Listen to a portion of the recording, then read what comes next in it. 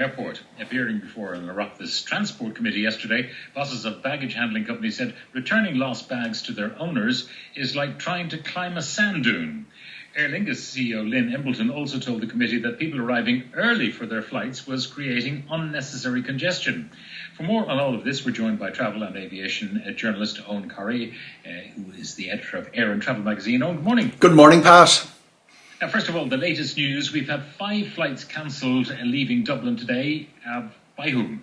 This is a German issue. It's a German ground handler strike. It affects especially the Lufthansa hubs of Frankfurt and Munich Airport. 725 flights cancelled in Frankfurt and 345 in Munich. We have lost 5 rotations from Dublin, 2 early morning ones from Lufthansa, the midday to Frankfurt and an evening to Frankfurt and an evening to Munich as well. So bit of a problem. There's not that many alternatives, and rebooking passengers at this time of the year is a bit of a problem. A lot of connections onward from Frankfurt there as well. It's a sort of a sequence of the summer, Pat. We've seen a lot of strikes. We've seen a couple of them solved as well, though that's very important. The Scandinavian SAS pilots, they signed a deal, and Ryanair have signed deals in Portugal and Britain in recent days with unions as well. Also the ground handlers in Charles de Gaulle Airport who were due to go on strike, that's been solved. A lot of legacy issues, a queue of people with complaints after COVID. Some of them had money taken, salaries cut during COVID at airports throughout Europe that haven't got them back yet. Yeah. Now, yesterday we had the aviation people in with the Transport Committee, and these were the baggage handlers, and the head of Aer Lingus was in there as well. A few things came to light. Number one, many of the bags were kind of not lost in Dublin Airport, but have arrived in Dublin Airport from other places where the baggage handling was not done appropriately. But of course, Dublin Airport still has to take some share of its own blame, I suppose. Absolutely, Pat. It was a great lifting of the veil of what's been happening at the airport. We got very clearly defined figures, the number of bags being lost. One of the handling partners was talked about 250 a day. Aer Lingus talked about bringing the baggage, the sand dune analogy that you introed there with. They would get that back down to about 1,200 bags to be sorted from 1,800, and then it would start climbing again. What they've done is they've transferred bags from airside to landside. They've identified a location adjacent to both Terminal 1 and Terminal 2 in the airport. There's an army of couriers. DHL have been contracted to come in and deliver the bags. At the moment, from Heathrow, for instance, it's a big hub for Irish people. There are about 30 bags in every flight, which are connected with passengers from previous flights. So it is that processing of a lot of bags that have been lost elsewhere. They're keen to emphasise that. What is interesting, though, Pat, is that that's about 65-70% of their problems. That means that there's problems also in Dublin Airport, and that's purely down to staffing. A lot of talk about staffing yesterday, the Sky Handling and Swissport, the recruitment that they've done. Aer Lingus talked about their recruitment, but there are bureaucratic issues as well about passes and driving licenses. Yeah, it's interesting. They have enhanced security checking, background checking since January of this year.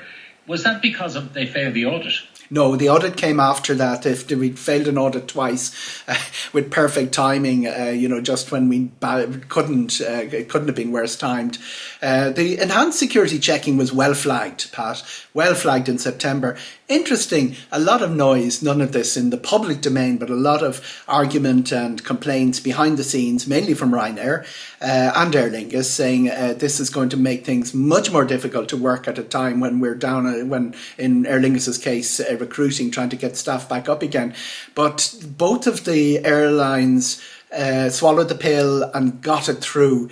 the ground handlers and Dublin Airport didn't seem to respond as nimbly to that new requirement, and that created the problems we saw, the big meltdown in March when the summer schedules came in, big security queues, customers missed flights, and again at the end of May, 1,400 customers missing their flights on that Sunday.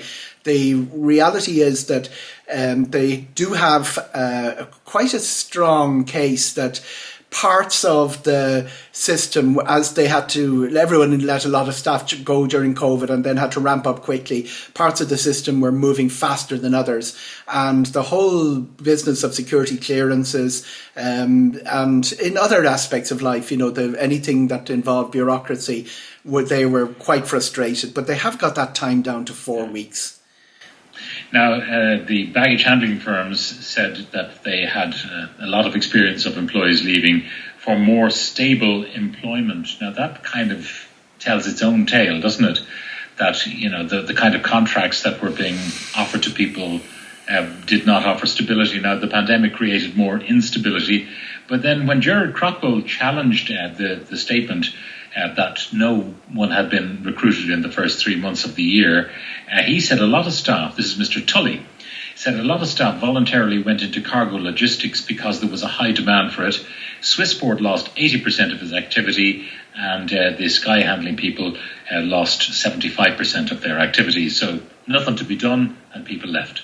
Pretty similar to what happened to aviation worldwide. Nothing was happening on the passenger side, a lot happening on the cargo side. Cargo under pressure. They were dealing with new capacity that they struggled to meet. We saw passenger aircraft being converted to cargo aircraft fairly rapidly. We also had a situation in Dublin where we were more disconnected than any other European country. So in terms of as people were watching the aviation being buffeted around, people working in the sector were affected by this. You could very easily call up Lynn Ambleton's appearance before the Oireachtas Transport Committee of June 2021 and the messaging that she gave out of that. It was a particularly despondent time during aviation, and that was probably reflected in the staff movements that you talk about. Swissport talked about bringing Swissport personnel in from other European countries to cope, but it has been a very turbulent time, not just in the way aviation was disconnected, more disconnected in Ireland than in any other European country, but also within aviation, the way the different sectors were affected by COVID over the last 2 years.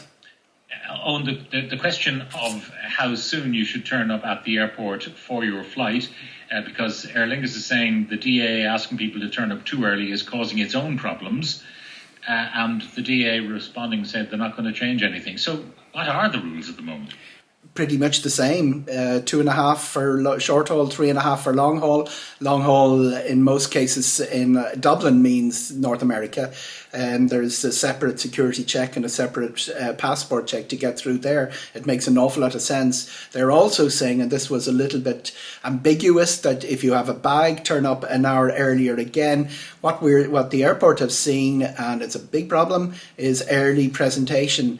You're not going to shortcut your way out of that. An appearance before the Oireachtas Transport Committee will not regain that trust of families. For some of them cooped up for 3 years, not sure that whether they'll make the flight. They're going to arrive very early. More than 50% of the people arriving Dublin Airport at the moment are arriving ahead of that, sometimes well ahead of that guidance, and that's going to not be solved by messaging by Dublin Airport or Aer Lingus. Indeed, it's going to be solved by the rebuilding of trust between those families and the aviation industry that has let them down.